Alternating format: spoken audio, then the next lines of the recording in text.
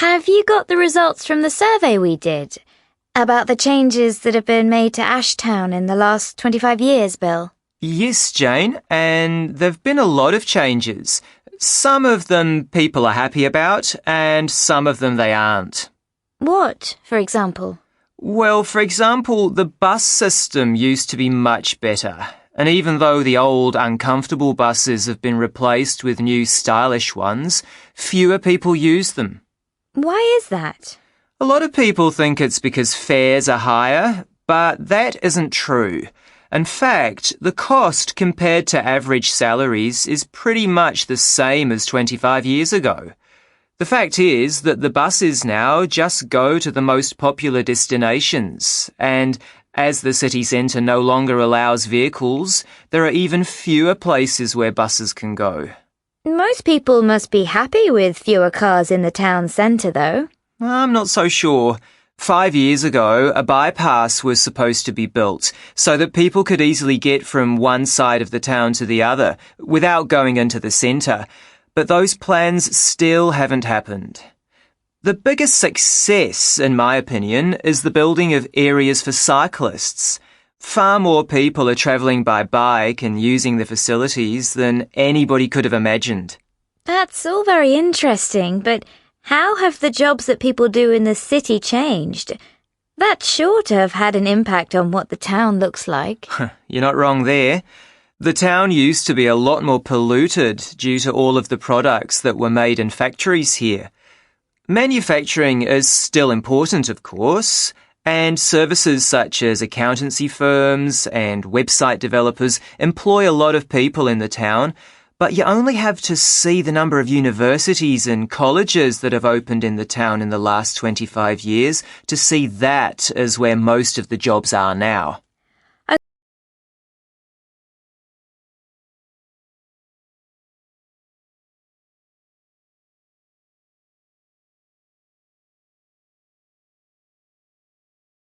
Okay, now shall we have a look at how some of the buildings have changed? I think that, first of all, we should look at how the railway station has changed. As there are now fewer buses, more people drive to the railway station to take a train. 25 years ago, the car park was much smaller, and although it might not look very modern, most of the spaces have only been there for 5 years.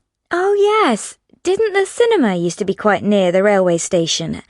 I suppose they built more spaces when they knocked it down. That's right. The Grand Cinema used to be next to the railway station, but they rebuilt one exactly the same as the old one over in King Street.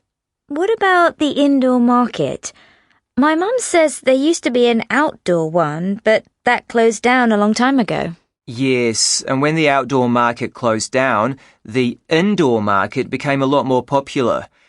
10 years ago, it looked like it would close down too, as the building was really old and it had become dangerous.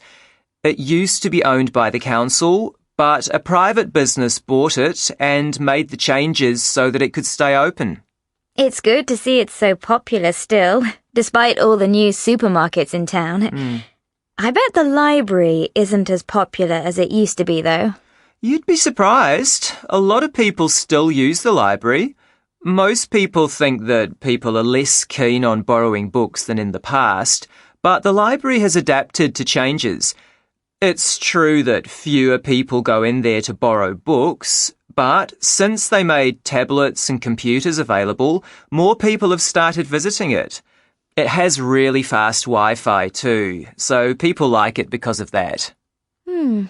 Quite a few of the factories have closed down or been sold in the last 25 years, though. So what happened to all the buildings that used to house them? I suppose they're all shut down now? Some of them have been demolished and some have been converted for other uses, but that isn't surprising. The thing that I found surprising was that although education has become more important to the economy of the town, there isn't an art college anymore. In fact, the art college is now used as a doctor's surgery. Oh, really? Anyway, I think we need to look at how we're going to present these findings to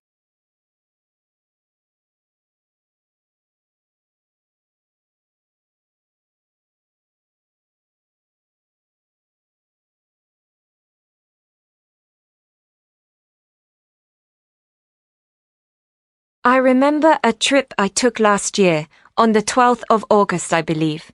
I boarded a plane to Paris, which was rather exciting as I'd never done that before. Since I come from China, it took a long time to arrive. But when I got there, the first thing I did was go to the Louvre Museum, you know, where the big triangle is by the entrance, and took some pictures.